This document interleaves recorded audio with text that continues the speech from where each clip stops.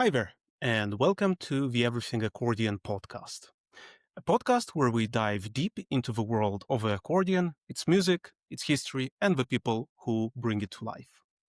I am your host, Gennady Rotari. On this show, you will hear inspiring interviews and conversations with musicians, composers, educators from all over the world.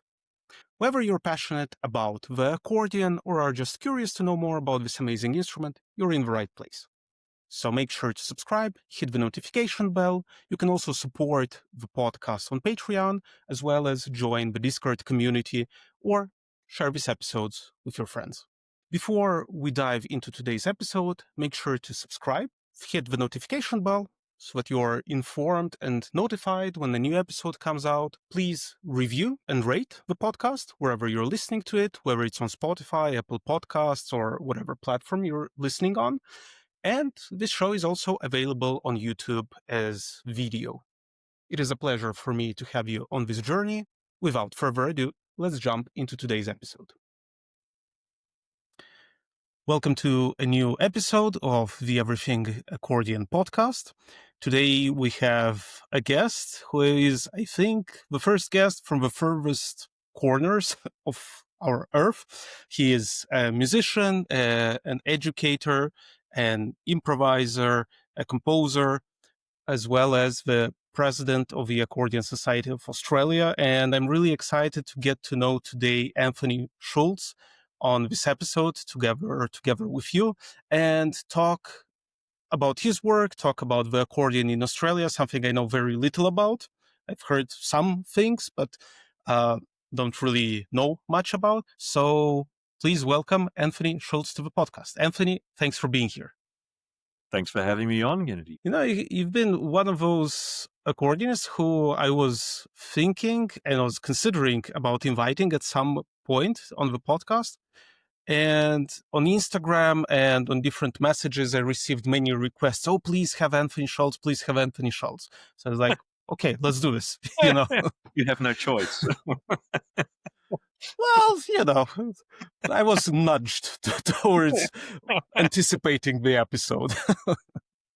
But it's really great to have you here. And, just to kick things off, do you remember when was the first time you heard or saw or maybe touched an accordion? I do. And it would have been in late 1974, and my father in particular, my parents decided that I should learn the accordion. And so they took me to a music store in Melbourne, and I remember going up the stairs and walking into the music store upstairs and seeing a room full of accordions. And I actually wrote about this some time ago in a blog because I think the things that really struck me right away was, of course, the look of the instruments, so many different instruments and the way they looked. But something that's really stayed with me also is the smell of the accordion, especially when you take it out of the case, especially a new instrument. So even I was 5 years old then. And so for me, it was very much that sort of full body experience of the instrument.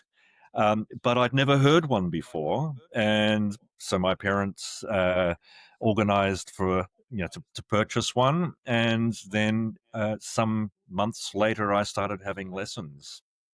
That's my early recollections of the instrument. Okay, very nice. And so, yeah, that's funny that you say that about the smell, because I think all of us know what a new accordion smells like and what an old moldy bellows smells like. So that's kind of stays with you for your entire life, basically. But did you have a musical family, or did you have musicians somewhere that you said they decided that you were about to study accordion, which is quite an unconventional choice, I believe, also because many people would want their kids to study piano, violin, maybe cello. Why accordion? I do have unconventional parents, but it's that probably explains it. Yes, it's certainly worth mentioning that my parents are of European background. So my father is German. He was born in Königsberg in East Prussia, and my mother is Irish. And as you would know, the two big accordion playing nations or countries with a lot of accordion in their culture. And I think my father in particular had this idea that for me, it would be a great thing to play the accordion. It's portable, it'd be something I could take with my friends and play, around campfires. And so, there's sort of that romantic, somewhat old fashioned idea of the accordion. And so, yeah, you're quite right. It was unusual, especially here in Australia, in the 1970s, to be learning the accordion. And I think what's interesting on reflection is that it didn't bother me in the slightest. I felt no need to learn any other instrument. I remember very early on loving to listen to the violin, listening to recordings, but once I started playing the accordion, that was it. I was hooked. Mhm.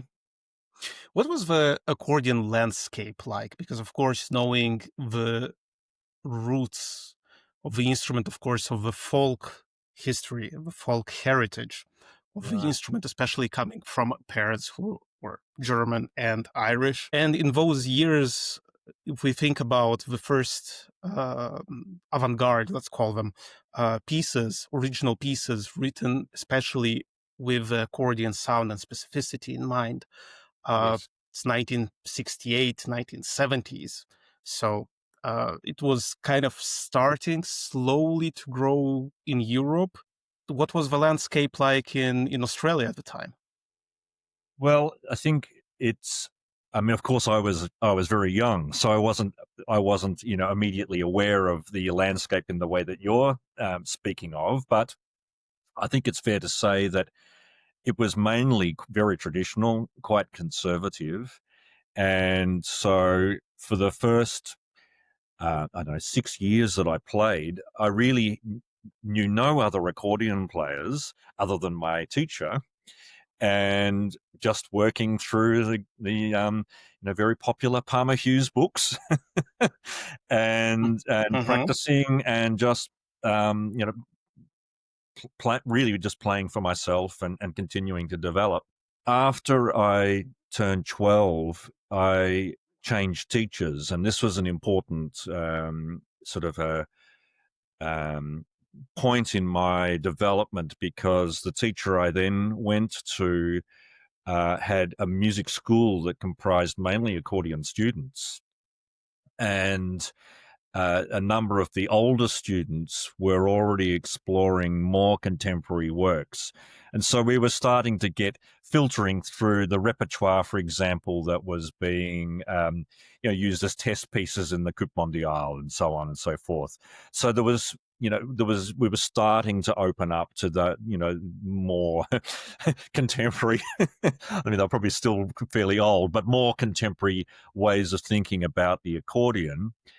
And so at that point, when I was about 14, that's when I started competing around Australia. And so, of course, that's when I started to meet more players. And that was really when I started to get a sense of what was possible on the Stradella accordion and what was possible on the freebass accordion. And I Mm-hmm. think the big shift for me was one of the older students went to Montreal, sorry, not to Montreal, to Toronto, and spent 12 months studying with Joseph Massarolo. So this was a very important development for us when Branko Tomazic came back to Australia, and came back with a much deeper understanding of the nuanced possibilities of the accordion, not just pressing buttons and squeezing the bellows, but I don't need Mm-hmm. to tell you, of course, you know exactly what I'm talking about. So for me, that was a very exciting development, because even at that early age, I was very interested in the sort of expressive and sonic capabilities of the accordion. And Mm-hmm. which really, I guess, really fed into me as an improviser as I sort of got older. Um, but I think in general, the accordion in Australia could be fairly much divided into the folk traditions of the various Mm-hmm. cultures that we're here in Australia, because there's many sort of immigrant cultures here in Australia, of course, as there is in North America, and then the competitions. So Mm-hmm. they were really two quite distinct scenes that had nothing to do with each other. And so that's how it was in the 70s and the 80s in Australia. Mm-hmm. Yeah, no, the reason I'm asking that, because nowadays I believe that in order for a young person starting to learn an instrument to, in a sense, develop an interest and um, become aware of the different possibilities and of it being a possible lifestyle, a possible career choice, I believe they need to be surrounded by examples or role models that they can see, that they can hear, that they can talk to and relate to. Because if you don't have that, it's pretty easy to see it as a hobby. I'm speaking mainly about myself here at the Okay. moment, because when I was young, I started, I think, in the 2000, 2001, I think I started playing it. Until 2005, I had no idea about what the repertoire or the possibilities of accordion were, simply because we I grew up in Moldova, and it was fairly, I would say, a very good school, a very kind of Soviet style school in a way, but I really rarely heard composers like Berio or Sharino, and these pieces were already written for like 10 years now, maybe even more. Yes. Yeah. Um, Gubaidulina was written more than 30 years, like the De Profundis was written more than 30 years before me even starting playing accordion. I was not aware of that. And when I Yes. started going to competitions to listen um, to music students from the academy, from the conservatory, from the college, music college in Chisinau, there I started to understand and see the capabilities of the instrument. And there I got kind of hooked. Um, and that's something that I'm seeing a bit in Austria, where I teach. Here, the accordion is very present as a folks instrument, um, especially in the region where I teach, in Vorarlberg, which is like the westernmost part of Austria. And there are a lot of players, a lot of accordion players. Although in my class, in the music schools, where I kind of go from folk to classical to more modern to jazz, kind of showing the pupils, the people, what's possible with the instrument, I have much less pupils than in the, let's say, maybe someone who is teaching privately more folks music.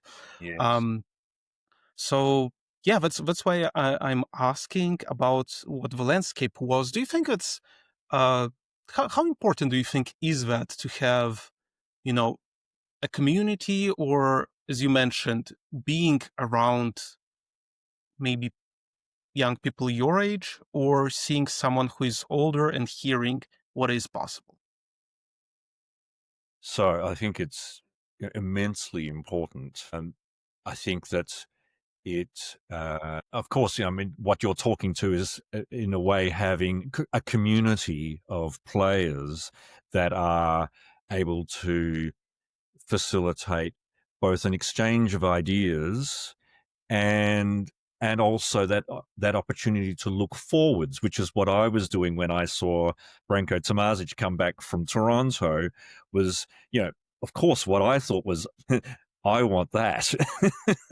I was so impressed with the level of musicianship that was demonstrated, that I found that very inspiring. And as a what would I've been then, 15-year-old player, of course, a bit competitive too, so it creates a sort of an element of in my case, healthy competition. I don't believe that competition is always healthy, but in my case, it was a healthy competition. And I think what's very interesting about your question and your observations is that, around that time, there were a lot of people of my age and a little bit older playing the accordion in Melbourne, which is where I live here in Australia. As I got older, and as the years went by, most of those people stopped playing. So Mm, what happened to me is that as I began to develop further as a musician, actually I had less and less people to support my development and to act as a sounding board for the things that I was interested in. And so by the time I was in my 20s, actually I was on my own here mm, in Melbourne, um, doing my own thing on the instrument. And I think that that is the flip side to your question, which is what happens to a musician like myself when we're left in isolation, because then you start looking elsewhere. You start looking to other instruments, to other musicians, other forms of music that are maybe less typical on your instrument. And so I think the disadvantage for me being in Melbourne all these years is that I haven't, aside from when I was quite young, I haven't had a community like what you're describing to to support me and also for me to be, to support them as well. It's a of course. dynamic arrangement, a relationship. Um, so there's that. But on the other hand, because there's been this sense of isolation, and I wasn't able to study the accordion at university. So I wanted to study music, uh, but it was not possible to study the accordion here in Australia at that stage. So Hmm. I decided that I would take up the piano. So I went to Melbourne University to the Victorian College of the Arts, which is part of Melbourne University, as a jazz piano player. And Hmm. so that meant I did my undergraduate degree as a piano player. And that particular course had a very strong interest in free improvisation. So Hmm. that then fed back into my development as an accordionist.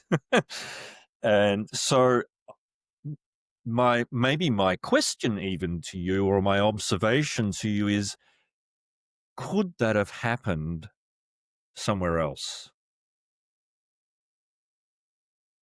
Well, it is an interesting observation, and I find what you describe in a way is, I would say, a blessing and a curse, Yes. depending on the way you look at it.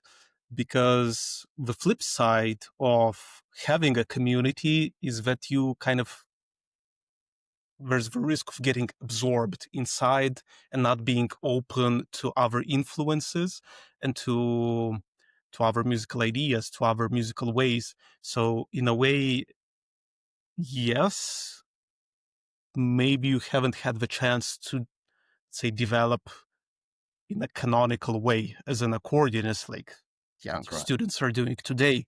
Yes. But on the flip side, you were pushed um, because you had no choice. You had to kind of find your way. So between stopping playing the instrument and not doing music at all, you Yeah. chose to go and look elsewhere, enroll somewhere, uh, do improvisation as a pianist, and then I believe the instrument stayed with you because you're an accordionist today. So Absolutely. you took that way in a way, filtered it and adapted or maybe translated in a way on a different musical instrument. Because in the end, um, believe it's also a lot about a question of identity, right? Am I an accordionist? Am I a jazz pianist? What am I? In the end, a musical instrument is that. It's an instrument. It's what Yes. we do with that instrument that counts, we Yes. as musicians. And I believe Well, for example, I know that in Italy, if I'm not mistaken right now, listeners correct me if I'm wrong, the accordion was as part of a higher education, conservatory, academy level instrument. It was introduced in 1992, 1993, maybe. Um, so all of those accordionists who are of a previous generation who couldn't study it in a conservatory, basically, I know that my professor, Corrado Royaz in Trieste, if he wanted a diploma from a conservatory, he needed to study a second instrument. So he also took up the piano. He Mhm. also took up the cello. And in parallel, he did also accordion. I know other accordionists who studied organ music, for example, or studied jazz. And I'm, if I'm not mistaken, I've read it in some interview, but I don't want the information to be incorrect. I think someone like Galliano, even at the time that he was participating in Coupe Mondiale and playing a lot of the transcriptions, like Tchaikovsky's final movement from the violin concerto, he decided to go into jazz because he couldn't find himself in the repertoire of the time and in the direction, let's say the avant-garde direction that the music was going with the accordion. So he in a way decided, you know what, I will go and study jazz and improvisation and all of it. I might be mistaken. I hope I'm not. I apologize if that's wrong information. But the point is, when you don't have that community to look up to, when you are in a way alone, what do you do? Do you just give up and stay more or less on the same level, playing the instrument maybe once or twice a year for parties? That's Or do right. you go and look elsewhere? And I think you gave an answer. Your story gave an answer to that. You look elsewhere. I mean, you've really summarized it beautifully. That sense of, on the one hand, um, the wonderful thing about a community, and as you say, also the potential to be, for want of a better description, limited by that community. I don't have that sounds negative. I don't mean it to be negative, but hopefully people understand. You become, it's hard to see outside of that world because you become so. What's the saying? You can't see the forest for the trees. Okay.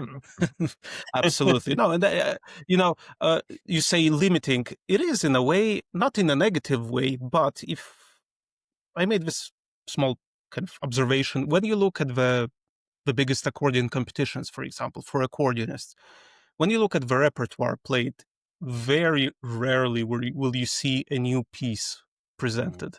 It's uh, 95% of the pieces are the same year in, year out. Um, Maybe there are a couple of competitions that introduce also compulsory pieces, and there you kind of have to choose and adapt a little bit. It's a controlled freedom in a way, but if you look at the competitions, as you're saying, if I were only quote unquote part of the accordion community, I would never explore other repertoire, other pieces. I would just see that. And I think you put it very nicely. You wouldn't see the forest because of the trees.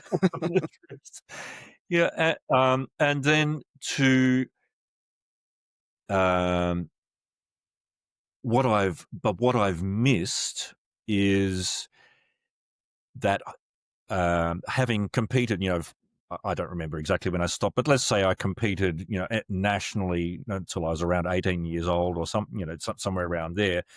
Yeah, and I was, of course, to be competing at level, one needs to be, of a reasonable proficiency on the instrument. But what I missed then was being able to move to that next level of, highly. I don't really like the word technical. Let's say I guess when I'm talking about technical, I'm also talking about a nuanced understanding of the instrument in terms of how Hmm. it's operated. I don't even like the word controlled, but the way we relate to the instrument. Okay, it's Hmm. it's Yes. something that's highly complex, And it's very difficult, I think, on the accordion to learn that by yourself.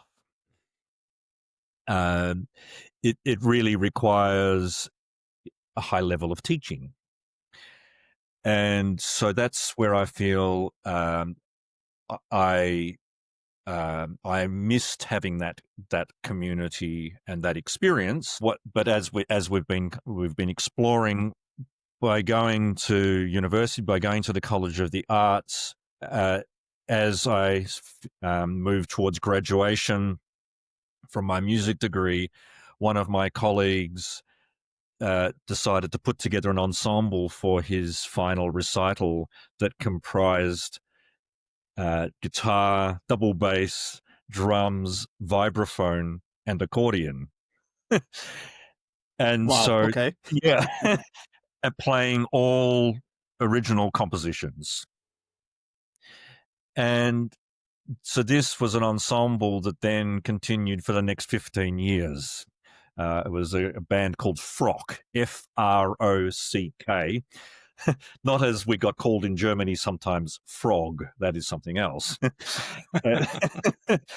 And so this was maybe this is something that couldn't have happened if I'd been working within an accordion community, because I was in a way forced to look elsewhere, as you said. And because of the improvisational aspect of the course that I was doing, and I should be clear, it was a jazz course as well as an improvisation course. We were learning all the typical, jazz harmony and scales and repertoire and so on.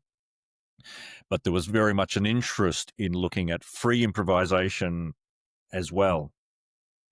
Mm-hmm. So this ensemble, for me, provided a platform for looking at how the accordion is I always think of it in this context as a chamber music ensemble.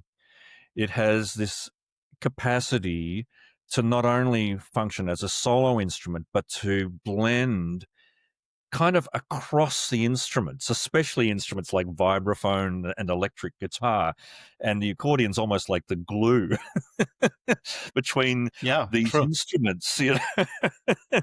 And for me, I have to say, Gennady, that this is probably the kind of music making that I'm most interested in, because it requires a high level of listening, a high level of Mm-hmm. sort of intuition built on practice, and a low level of ego. Because you have to find your place within the Absolutely. sound, and it's a nice metaphor for life. That's very deep, Yeah, but you are absolutely right. No, it's absolutely right. And especially as young people, of course, it's very good to have an ego, but at the absolutely. same time, in a way, kind of to have, okay, in this context, I'm going on stage, I am, presenting myself as a soloist, I'm bringing out everything um, as a chamber musician. And I believe that's one of the best ways to learn even more about yourself and about the instrument, because Yeah. you are in a way well, not forced, but to put into a position that you need to find the right balance, and that means sometimes going in the background or thinking in a different way about your own sound, your own music making. And I really love what you're saying about the accordion being this sort of glue between the different instruments, because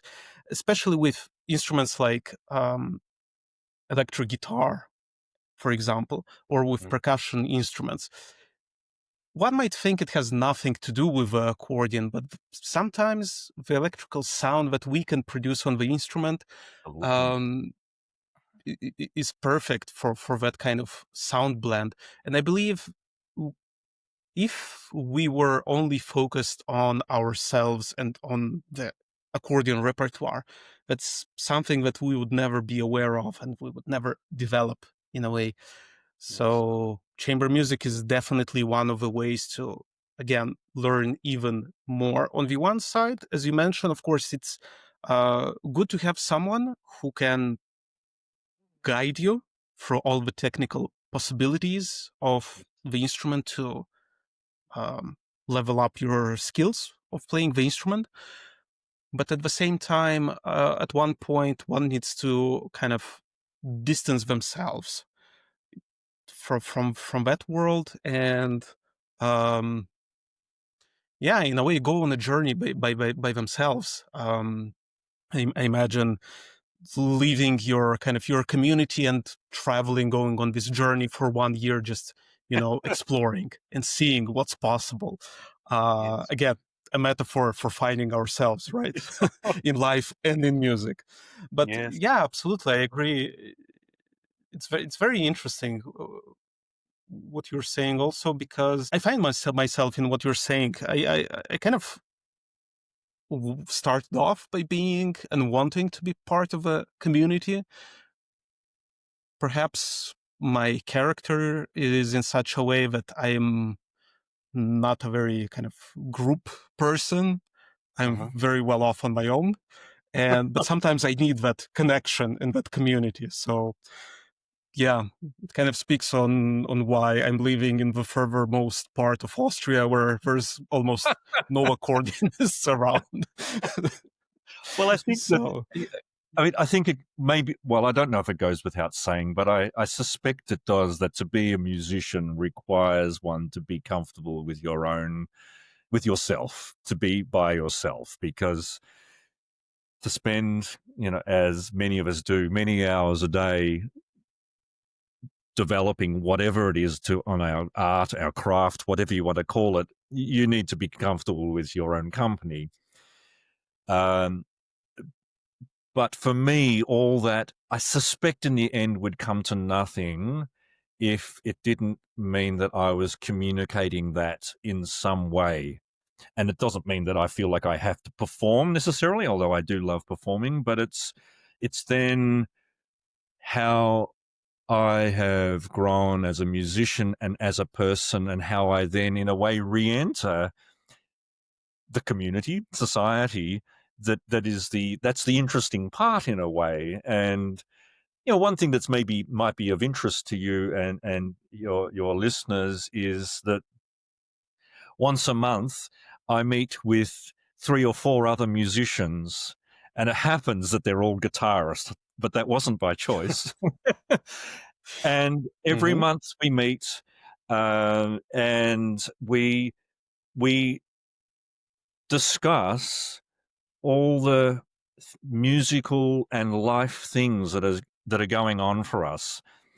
And for me, that's sort of a little bit a reflection on what you're saying, in that those are the kinds of moments when we come together. And interestingly, we never play music together, that particular group. It's always mhm, a a conversation about the things we're thinking about, a podcast we've found, a recording we're listening to, a musical idea one of us is exploring, a student that's done something that has really amazed us and we want to share that, or a teaching problem.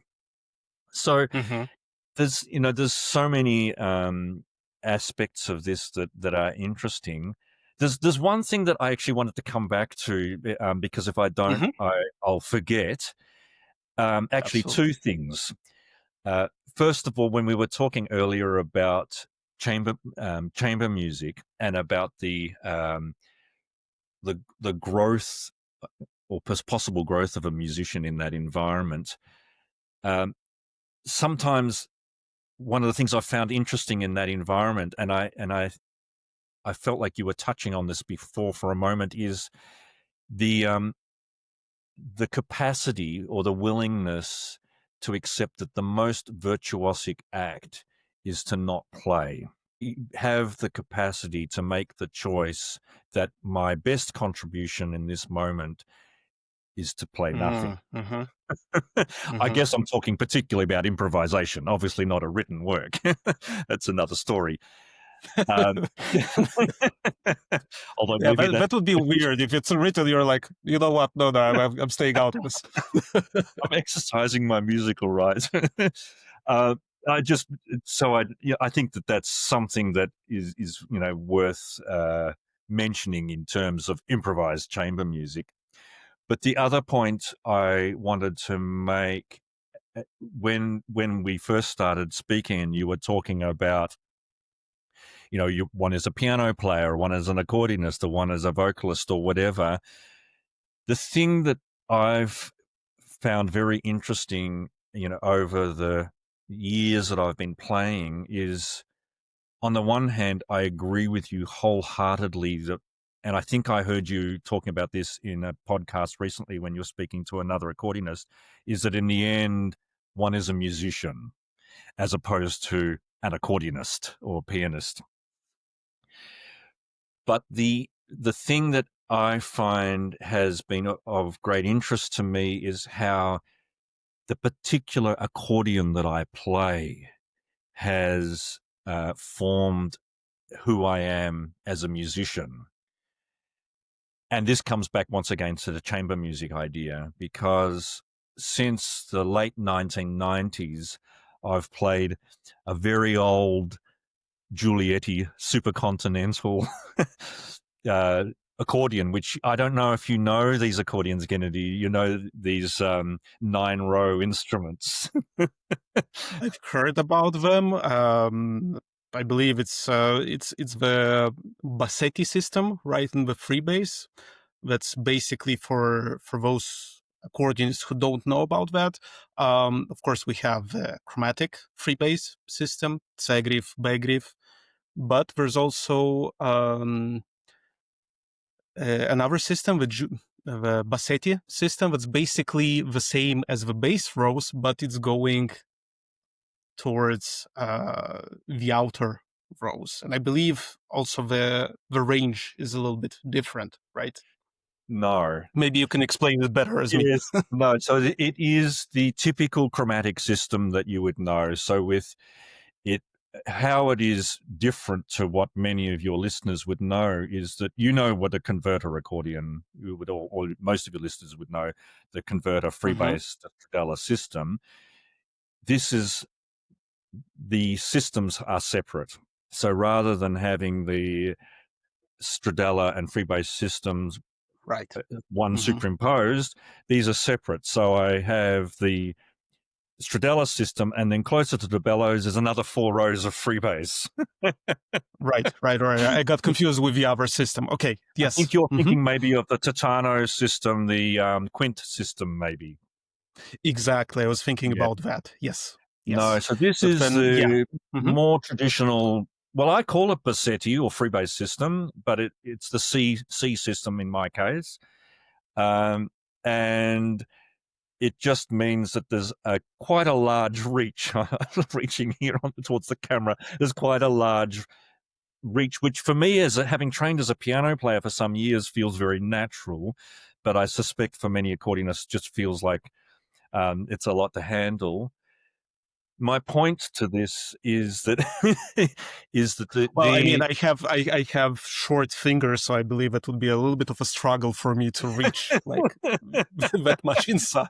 maybe it's it, but these sort of mid to late 60s, well, actually made him, I think, well, into the 70s, Giulietti's have an exquisite sound. I mean, a handmade reeds, a very beautiful round sounding, the Casotto, clarinet and bassoon reeds in the right hand are exquisite.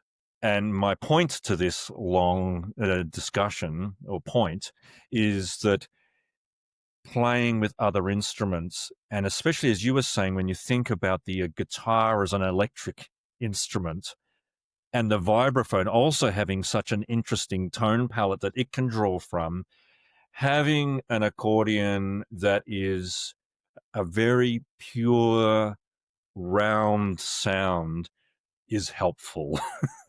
And it Absolutely. certainly has formed my sound as a musician. Yeah, that makes absolutely sense. When you were talking about that, I was thinking about a piece that I played in Lucerne with an orchestra, a piece by Rebecca Saunders, and the way that she connected brass instruments with strings through the accordion, Mm. and then passing the sound on to the piano with a very low cluster, very, very low register. It sounded like magic, because at that point you don't even understand if that's an accordion playing, what's keeping all of these instruments together. And to your point, of course, the instrument that we play shapes us, Yes. and it undeniably is a part of us.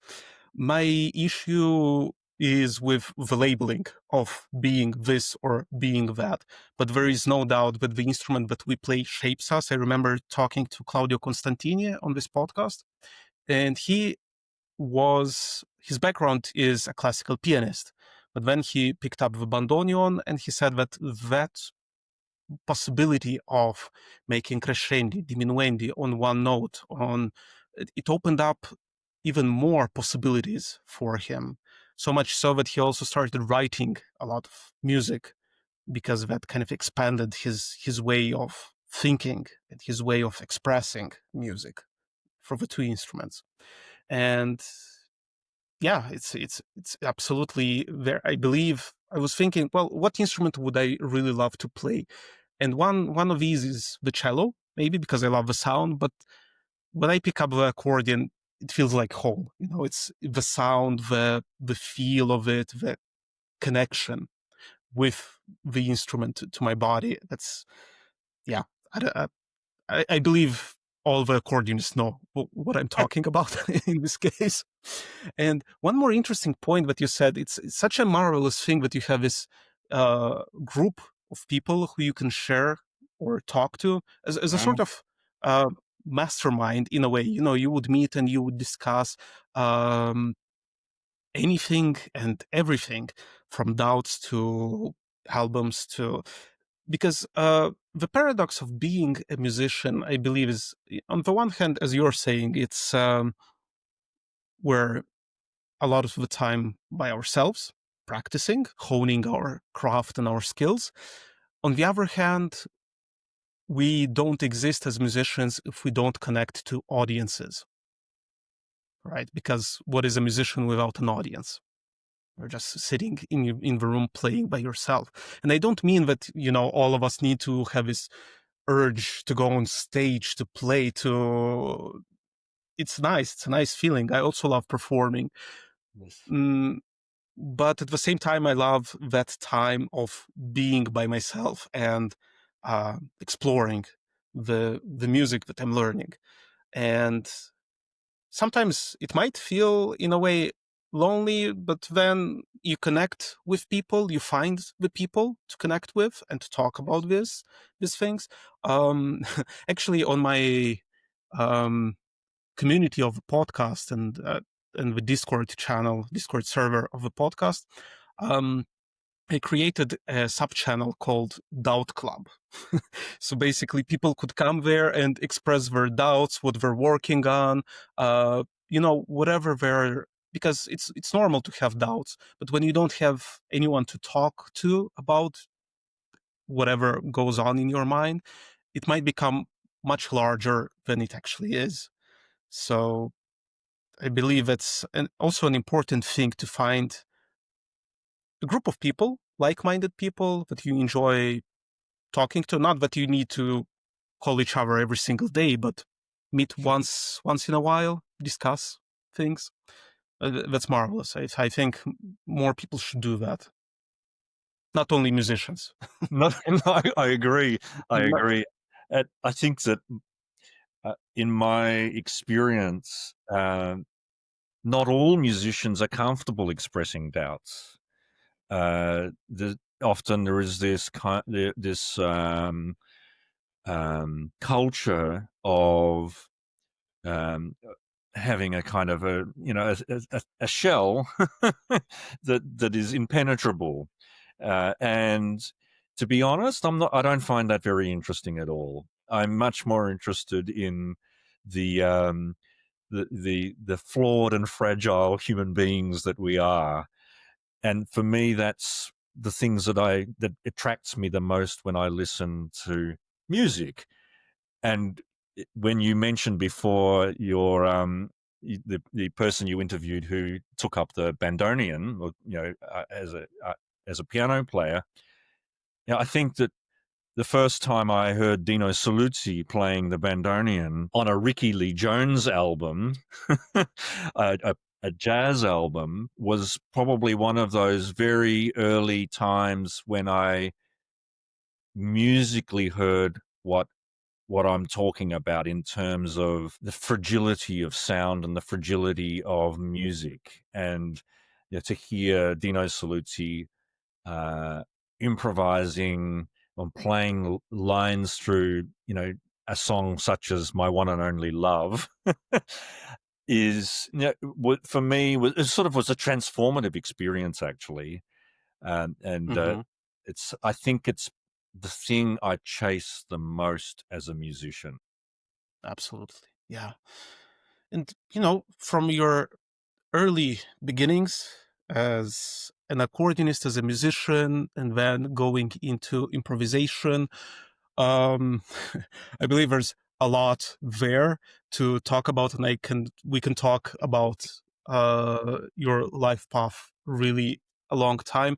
Let's jump to today. Yes. What are you, Anthony, doing today? Because you are also the president of the Accordion Society in Australia. You have a lot of chamber music projects as well as solo projects. Let's talk a bit about your activities and your artistic life today. Yes. So uh, well, I get up very early in the morning, Kennedy. I get up most mornings at 5:30. Oh, and yeah, and no, for me, I'm not a morning person. That's why it's like, it's painful to hear that. and I go down to my beloved accordion and I meditate for a while, and then I every morning I record an improvisation.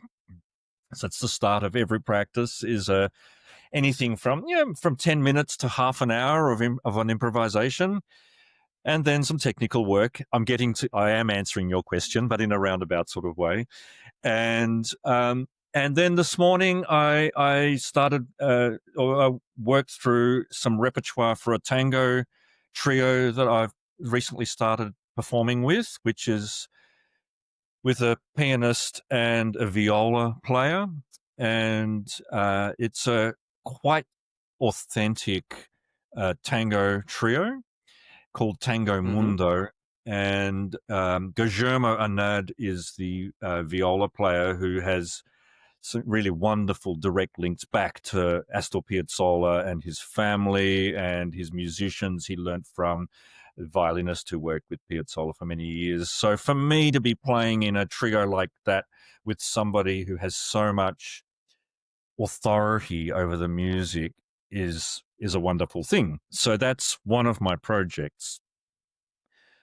I have my own quartet called Langue de Chat, which is my final admission that I am an accordion player and that it's okay to play French musette and chanson. This is something I Hmm. resisted for a long time, was really, and this is really talks to the things you and I have been speaking about. I wanted to, in a way, deny that I was categorized as an accordionist. Hmm. Obviously, I play the accordion, but as you said, I didn't want to be a categorized as an accordionist. So to play music like musette waltzes and so on, I felt was a dangerous path to go down. But Hmm. also realized over some years that to transcribe that repertoire from recordings and spend many, many hours with it, and then to rehearse it with a quartet, with double bass and guitar and with a French singer, actually was very fulfilling and an ongoing learning experience. it's Mm-hmm. difficult repertoire. It is difficult repertoire to play well. Uh, Yes. it's one thing to play a musette waltz. It's another thing to play a musette waltz. And I have a trio with, we write our own, I guess, what I think of as contemporary jazz chamber music ensembles, and it's accordion, trumpet, and double bass. The Okay. wonderful Mm-hmm. double bass player. He's double bass player here with the Melbourne Symphony Orchestra, but also a very fine jazz bassist as well. So it's nice to be able to write compositions that have improvising components for a bass player who is really a very high level bassist, especially when it comes to playing arco as well as pizzicato. So, so we have the rather predictable name of Ball, Hanlon, Schulz. Um, and um, and then, as you said, I'm the president of the Accordion Society of Australia, and it's an organisation that's been around since the early 1970s. But over the last some years, it really started to diminish in terms of its activities and its membership. And about, I don't know, around 4 years ago, I realized that the accordion in Australia was really at risk of dying, disappearing completely. Mm-hmm. And so I decided that it was time for me to take some action. And so Mm-hmm. I became involved with the organization and ended up, of course, on the committee and then becoming president. And for me, it's a bit like playing music. It's a remarkable inward and outward journey. So, I've learned a lot about myself through being involved in the organization in terms of working with people, working with committees, and so on. But I think what I've brought to the Accordion Society of Australia is a different perspective for all the reasons you and I have been talking about. I haven't found myself simply being a folk musician um, or not only, but playing in the classical world. I've become what I've decided is a hybrid musician. And that means that Mm-hmm. I work across a number of different genres, from classical to folk to jazz and everything in between. And and for me, it's important that the organization embraces all these possibilities, and that the organization recognizes that the accordion has a past, a present, and a future, and that they are on a linear line. They are linear, those things. What am I trying to say? Mm-hmm. They're not separate. The cultural Mm-hmm. aspects of the accordion in terms of its folk heritage and its capacity to um, uh, inspire people to connect with their family, with their cultural background, with places they've traveled to in the world is, I think, quite particular to the accordion. And Mm-hmm. its future is well, who knows? I think it has actually a very bright future as an instrument in all the ways that you and I have been talking about, and of course all the ways that I can't imagine as well. I mean, I know there's already some fantastic electronic things being done with the accordion, but it really has the capacity to be a remarkable instrument here in Australia, and of course we know there's much happening elsewhere in the world. So that's sort of my place in the organisation is that we have a festival coming up in September, a 2-day accordion festival, which I'm the music director of, and that attracts a lot of interest from the public, as well as bringing together, accordionists from, around the state where I live, but also Mm-hmm. nationally. And we do have visitors coming from overseas at times as well. Mm-hmm. and I'm a full-time music lecturer. So in my Anthony, spare time. what else don't you do? Yeah, yeah. So I teach at about Does your day also have 24 hours like mine, or? yeah. I that would be it, I don't like having regrets, but it's an observation that I make about myself is that I don't have as much time to reflect as I would like. I don't have as much time to compose as I would like because for me, composition takes not just physical time, but headspace Mm. and and days and days and days of headspace. So certainly my most productive times, not surprisingly, was during COVID when I was able to go out of Melbourne for weeks at a time and just sit in a little studio and compose and practice and compose and practice. Of course, that was productive. I'm not somebody that can sit down and write a piece in a few hours and be happy with it. It's a long and painful process. Yeah, I don't think I know a composer who actually sits down and writes something like in a matter of hours and is Probably happy with not. that. Yeah. Perhaps not even in months, there's still something there. But yeah, that's quite a plethora and spectrum of activities that you're doing. And, to touch upon a couple of points that you mentioned there, one is very interesting about, in a way,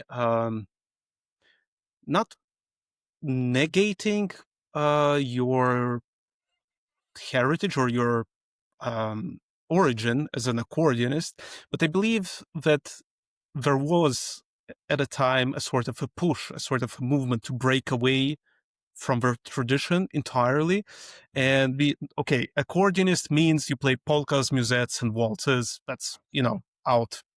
So from now on, we're all serious. We're only playing contemporary music. We're only playing that. And there was such a push, probably in the 80s, 90s, to establish the instrument as a standalone concert instrument. Yes. Um, Nowadays, I believe we've reached that point. And when you're saying, yes, I'm reclaiming in a way my origin as an accordionist, um, today it's yeah, everything is possible and everything is allowed, and the more the better, the more fusion, the merrier, in a way. And yeah, it's very interesting also because I never thought that, because I feel myself at home when I'm around accordionists, but I feel myself at home also when I'm around other musicians in general. Mm. But it's kind of nice to connect here and then with accordionists. And I'd never thought that I would create something like this podcast that would unite in a way the different stories and the different paths of accordionists. But here we are talking about these things, and it's a paradox in a way, but at the same time I think it's very important, as you mentioned, to kind of stand back and reflect and see, okay, what am I doing? Am I going in a way automatically with a flow that someone else kind of established, or you know what am I doing in this context? And it's absolutely great what you're doing also as an organization, thinking about, okay, we're not only this you know uh, modern concert accordion environment at the festival. We're linking the heritage from the past. We are presenting what's now, and hopefully, what we're doing today will become part of the future. But that, who knows? Nobody knows what will happen there. So I Yes. find it's very important what you're doing, and also that you kind of took in a way helm of a situation and said, you know what, I need to step up and do something for the community from which I came. Otherwise, the instrument here will be defunct, will be dead in a matter of years. And on the one hand, you could say, well, why should I kind of, in a way, uh, well, I don't want to use the word care, but why should I kind of invest my time with everything that's happening and everything that I am doing, because you would like to write more, perhaps you would like to record more, perhaps you would like to perform more, but then you take the time to kind of give back to the community, right? I think that's right, and I it's funny that you should use that term "give back" because I some years ago, when I started this journey with the Accordion Society, and I said to my partner back then, I said, I feel like it's time to give back, and they looked at me kind of in shock. And said, you've been giving back for a long time, because really I've been, in a way, um, promoting the accordion, in Australia in my Hmm. own way for most of my adult life. So it was a funny thing that, like you just said, that's what I felt. It's time for me to give back. But I think what it's easy to forget is that every time we get on stage, we're giving back. Every time we teach a student, Absolutely. we're giving back. But this did But- feel big, and I was worried that, I guess, without going into too much detail, there was a discussion here in Australia about the future of the instrument, and in terms of young people learning, and digital accordions were seen as the answer to that path in Mm, terms of promoting the hmm. instrument. And I don't have anything against digital accordions. I just love acoustic accordions more. And Yeah. as you said earlier, um, I mean, this is sort of getting a little bit off track in a way, but nothing is quite like having an accordion on your body and feeling it resonate. And that's something that I think everybody should experience. And that's that's the next frontier, really, for the Accordion Society here in Australia, is to start introducing programs in some way. Whether we can get into schools, I don't know. That's the next step here, is really revitalizing the accordion from this in terms of children, because it Hmm. isn't. There's not a lot of young people playing here at the moment. So, uh, but for me, it'll be at a little bit of a distance, because from next year I'll be living in Canada. So Okay. I'll be still involved here in Australia, Hmm. but living in Vancouver, and this is actually a little bit of a part of what we were talking about in terms of having a chance to reflect Hmm. and think about what the next 20 or 30 years of my musical life is going to look like. Yeah, it's also a big change, right? Going that, yeah, changing continents, changing countries, um, changing your entire life, basically. Of course, there's a part that's coming with you, right? The music, the instrument, Yeah. um, absolutely. But then there's lots of questions involved, and um, surely many doubts, but at the same time, excitement about what the next years will bring. Um, Yes. yeah, no, I'm very excited to see what you'll be doing in Canada in the next years, and also contributing back in Australia.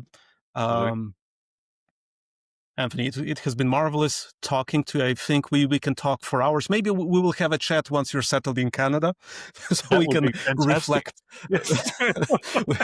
We can reflect together upon what was before and what is now, and how you're doing there. And that's absolutely marvelous. Thank you for taking the time talking to me, and also to the audience of the podcast.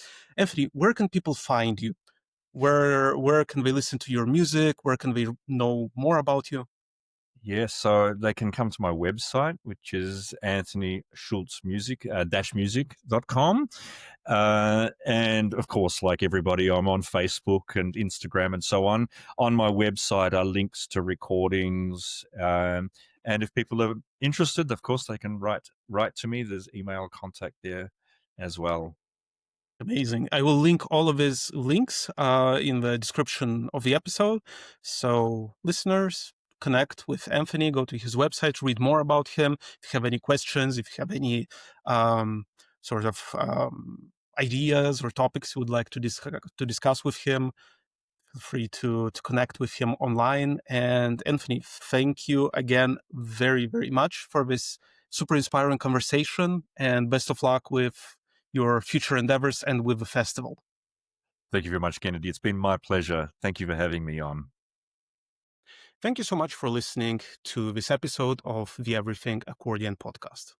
I hope you found the stories and the insights in this episode as interesting as I did. If you liked what you heard, subscribe to the channel, hit the notification bell, rate and review the podcast on the platform where you're listening. You can also join the Discord community as well as support the podcast on Patreon. Thanks again for being here, and see you in the next episode.